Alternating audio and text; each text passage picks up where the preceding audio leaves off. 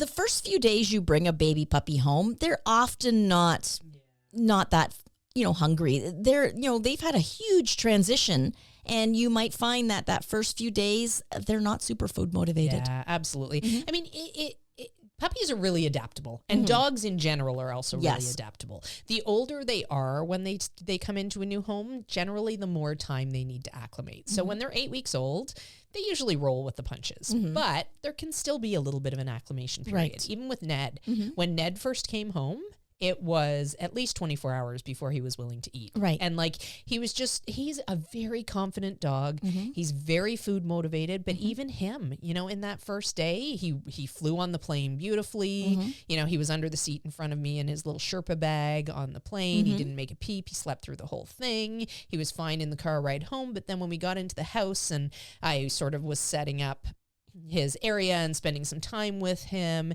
he was just like, you could tell that he was out of sorts. He was upset, I would say, for lack of a better word. Well, he had left beautiful British Columbia, and now he's in Ontario. Yeah. What the heck? Yeah. No, Ontario's beautiful. It is, absolutely. But we don't have the ocean. Yeah, it's yours to discover. It is. We don't use that anymore, but no. That was a good slogan. Now we're open for business, or no, what is it? I can't even remember. It's not as good as I remember a long time ago, it used to be Keep It Beautiful. Yeah. To do that. Yeah. Don't litter.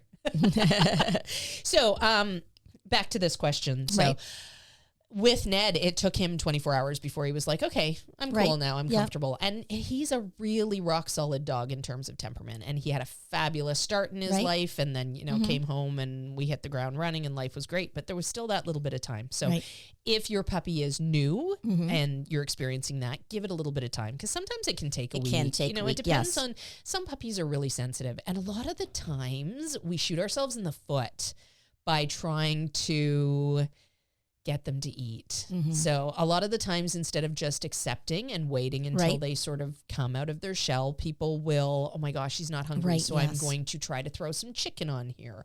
Oh my gosh, he's not eating it and I want him to eat, so I'm going to try to add some gravy. Or now there's all these toppers that are out there on the market because we're creates a picky dog. Yes, holding out for something good. So a healthy puppy will not starve itself. So not to worry. Now, if your puppy's not super motivated by the food, you might look at how much you're feeding them too during their meals. That's a good point. A lot of people, will feed their puppies to the roly-poly point, and roly-poly puppies are not always hungry because they're satiated. So you bring them out to train. It's like if I, go out for a great big meal at a restaurant. When I get home, I'm not interested in sitting and eating chips anymore because I'm stuffed and I'm full. I'm always interested in candy. See, and some dogs are like that, yes, right? I'm a Labrador for that. Yeah, yes, exactly. If you have a lab, or maybe you've had a lab in the past, and so you're used to having a walking stomach in your life, and then you go to a little Bichon Frise, and they're not necessarily going to be as food motivated to begin with, and now it's this culture shock for you, right? There's got to be something wrong with this puppy because my last dog, the food bowl wouldn't even hit the ground and it would be empty. And this dog is just walking away from it. So they're all a little bit different. I would say that if it's suddenly different, that is good reason to check with your vet. Right. Yes. And that's a good reason to not free feed as well. Because when you free feed, which is just leaving the food down for your dog to come and go, it actually creates pickier dogs. But it also obscures your ability to see and monitor if the dog is eating, how much they're eating, et cetera. So if our dogs suddenly stop eating, that's usually cause for alarm. And I would check in with my vet right away if that lasted any longer than I would say, 24 hours max. Right, yeah. I would be checking in with my veterinarian at that point.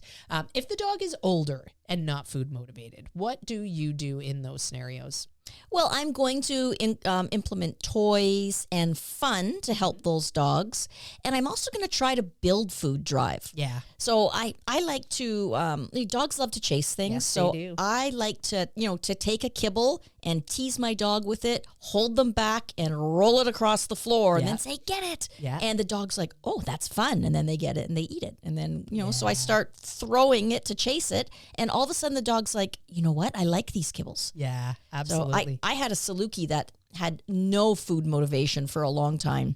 And I had to really, you get creative with ways to reward her. Yes. And I finally found upon, she loved beef heart. If I could boil a beef heart, dice it up, and that was what she liked. But I had to kind of do a lot of teasing and fun, and it finally happened. It wasn't easy, but it did finally happen. But in the meantime, she grew up into a well-trained, adjusted dog. She was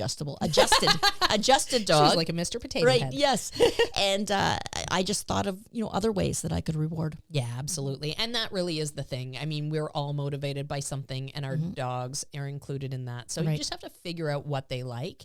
There's no hard and fast rules that say you have to use food. Food is easy. Food is quick. Food is typically a universal currency for dogs. Most dogs are happy to work for food. So it makes it easy, but it's not impossible without food by any stretch. Right.